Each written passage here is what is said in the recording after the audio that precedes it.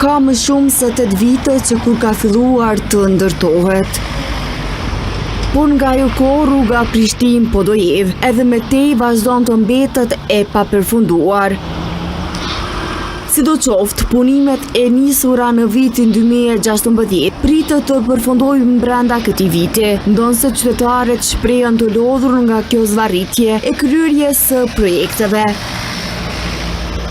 Përveç shqetësimit për vonesa, qytetarët që frekuentojnë shpesh këtë rrugë thonë se po shkakton dëme edhe në përvetura. Me pluhen 2 orë bën me shku, 2 orë me ardhë. Që sa vjetë u nisë kja rrugë, zdi qa të bo. Shiko fajë ta qeveria, këta që kanë marrë rrugën nuk e di veç të merë.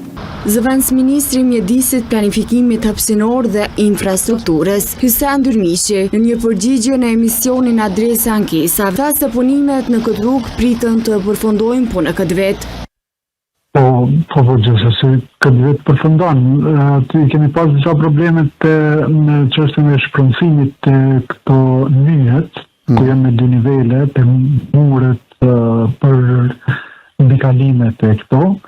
Shumë shpejt ato zgjidhen dhe pjesa e rrugës pothuajse është e përfunduar. Rifillimi i punimeve në rrugën Prishtinë-Podojev është bërë në kurriz të vitit 2023 me pretendime që do të përfundojnë brenda një viti, por as 2024 nuk e gjet këtë rrugë të përfunduar.